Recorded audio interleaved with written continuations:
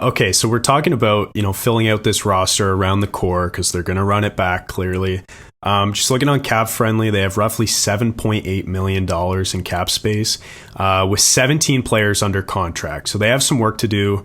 There's some important free agents, both UFA and RFA here. So I just wanted to go through every free agent quickly on this team. And I want you to tell me what you think the likelihood that they re-sign is out of 100%. So we'll start with Engvall. Pierre Engvall is an RFA with arbitration rights. John, what do you think the likelihood is that he re-signs with Toronto?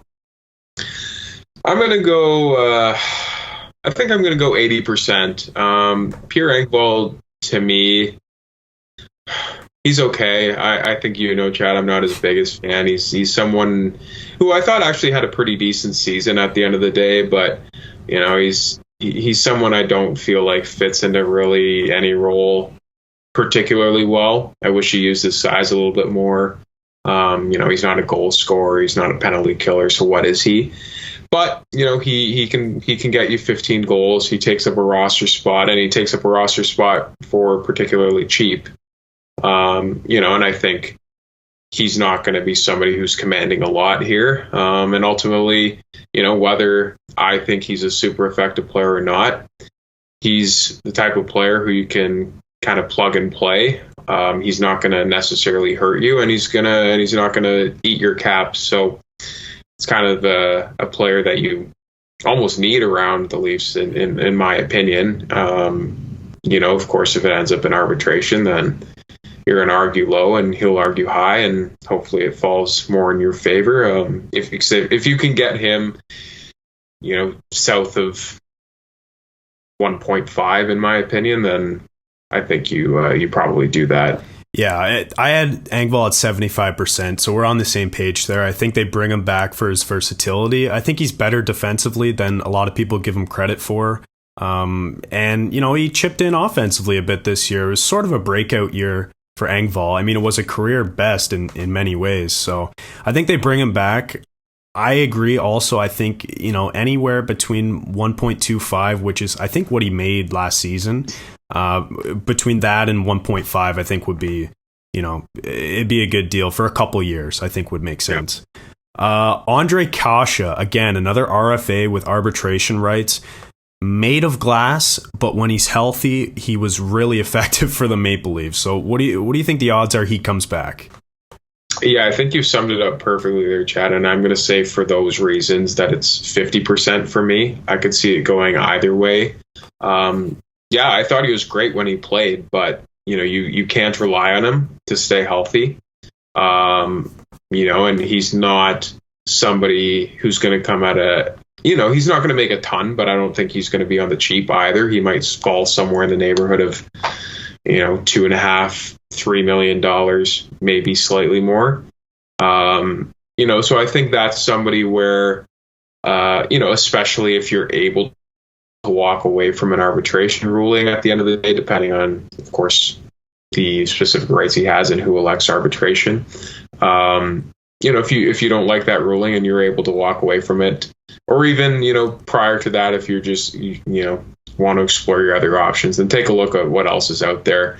I think, even though he was effective when he played, he is replaceable. There's other guys in the league who are as good and bring similar elements to their game as Ondrej Kase. But to me, it really comes down to the fact that you're, even if you sign him, you're going to get 50 games out of him. Yeah, I think that's the tricky part. I think, and also when I look at the lineup too, I just don't know where he fits.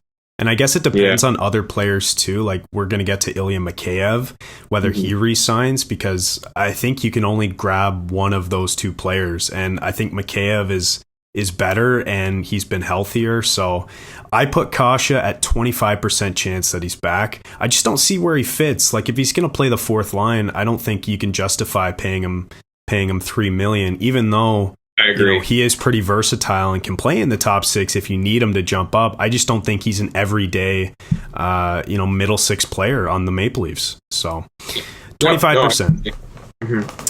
Colin Blackwell, UFA. I've got him coming back at 0%. I don't think there's a chance they bring him back unless he is extremely cheap. I just don't think it makes sense for the Leafs. I think they explore other options and try to find a better identity for the fourth line like we talked about. What do you think about Blackwell?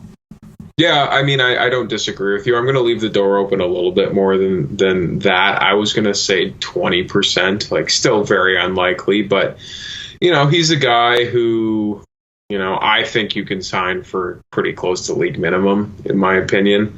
And if you can do that, then to me, there's no, real negative to having him as a guy who's your 12th, 13th forward, probably your 13th forward, and you can come in and move up the lineup a little bit as you need him, do a little bit of spot duty. But yeah, when he was here, he didn't really make any sort of presence felt. He didn't change the identity of the fourth line at all. Again, not that you need mutants on your fourth line. You used to, but he's a smaller player as well. So yeah, I'm going to go pretty unlikely for that as well.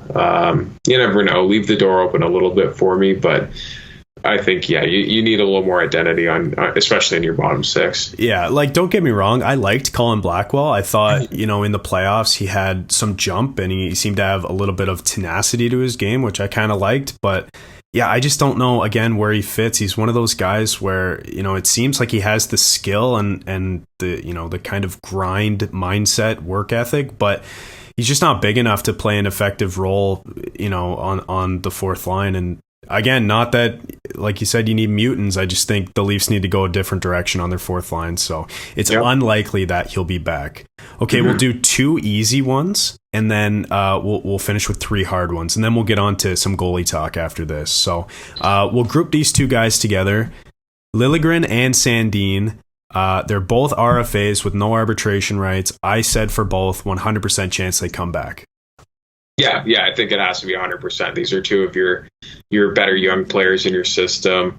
They're RFAs. You're going to be able to get them at a decent price, in my opinion. They're only getting better as well. So, 100% to both. Yeah. Do you have an estimated cap hit or deal that you think either of them could sign? I think for Liljegren, it makes sense to maybe give him $200K raise roughly, still keep him under $1 million, maybe for 2 years or so, just so he can establish himself more as a player. I think Sandin will get the most between the 2 of them. I just genuinely don't know what he's going to make. Do you have sort of an estimate for that? Yeah, my guess would be for both of them, it probably starts with a 1 in terms of their cap hit. Liljegren you may be able to dip a little bit under the $1 million mark, but even if it's $1 million, that's, chump change in the NHL now. It's what it is. Sandin, I think, will, as you said, will get the higher of the 2. He may push a little closer to 2. But, there's still more to be seen from him. He didn't get into the playoffs. Obviously, no real fault of his own this year. He dealt with the injury and never got back in. So before, making a more substantial commitment, which I do think he has the potential to get on his next contract, you're going to want to see a little bit more. But, yeah, both those players should be relatively easy contracts, in my opinion. Yeah, I mean, some money's got to come out. You're gonna probably move on from Justin Hall and maybe even a Jake Muzzin. We can talk about that too if you'd like. I don't know really where he fits in now if you want Sandin playing top 4 minutes, but Sandin, I think maybe it looks like a Travis Dermott contract where I think he was 1.5 for 2 years. I could see Sandin going 1.75 for 2 years, something around that range. So okay, 3 tricky ones here. We already mentioned this guy, UFA Ilya Mikheyev.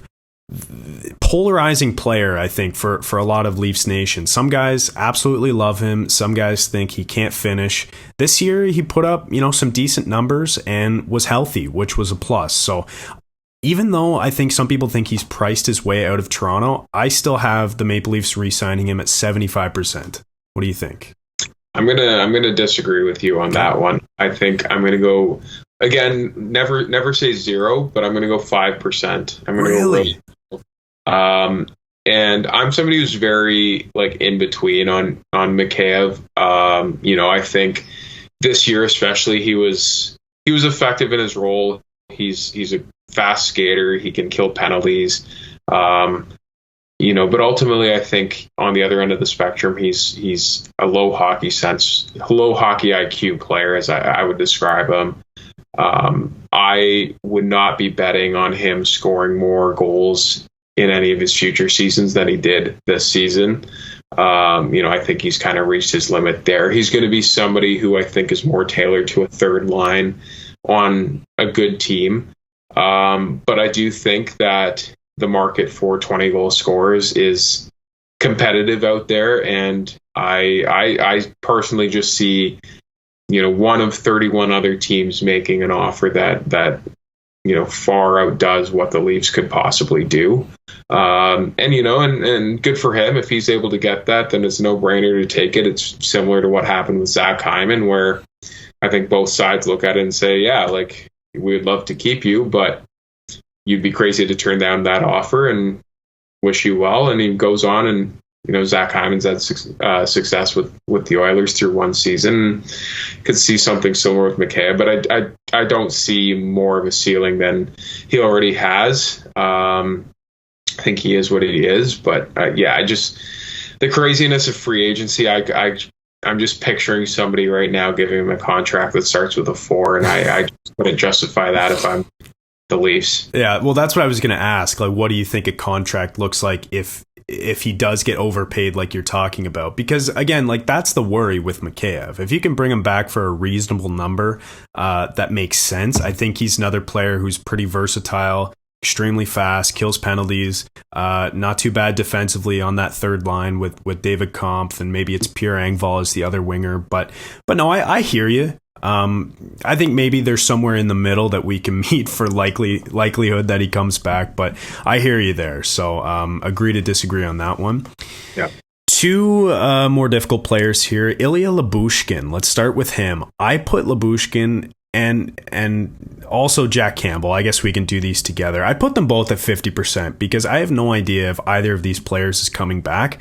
I don't know exactly where Lyubushkin fits now that Mark Giordano has re-signed for 2 more years. Despite playing different sides, I think there's just a logjam on defense, and someone has to go. Maybe it's Lyubushkin, but I mean, he was playing with Morgan Rielly as well, so it seems like he can play up and down, your top 6 on the back end. So that's a player I really don't know if he comes back. And then obviously Jack Campbell. So what are your thoughts on those 2 players? Yeah, I'm interested to hear what your percentage would be on Lyubushkin. For me, I'm going to put it at 6. Well, I guess you said 50%. Yeah, 50. So yeah. Disregard that last statement. For me, on Lyubushkin, I'm going to go with 60%. I'm going to go a little bit higher than you, just because I think he was a really effective pickup for the team. I agree. He was really steady. I think he surprised a lot of people, including myself. Not a lot of people knew about what he brought before he got here. And then, yeah, as you said, he was playing with Morgan Rielly in some key times, and I thought was pretty effective at doing that. And then at the same time, he's 28. He's established. I don't think he's going to command a huge contract. He may be able to essentially step into the Justin Hall money at around $2 million, maybe a little bit more, but I don't think I could see something with a 3 for him. So if that's the case for me, I think the logical answer would be to bring him back. If you see there's a bit of a log jam and you think you want to have Liljegren and Sandin in your lineup every night or close to every night, then that's a call for management to make. Maybe they walk the other way, but there's not too many players on the market right now who I think you can look to and say, yeah, he would be more effective, especially at the cost where you'd get him as Lyubushkin was. And so I would do everything I can to try and make sure he's in my lineup next year. So that's Lyubushkin. Jack Campbell, I'm going to agree with you there, 50%.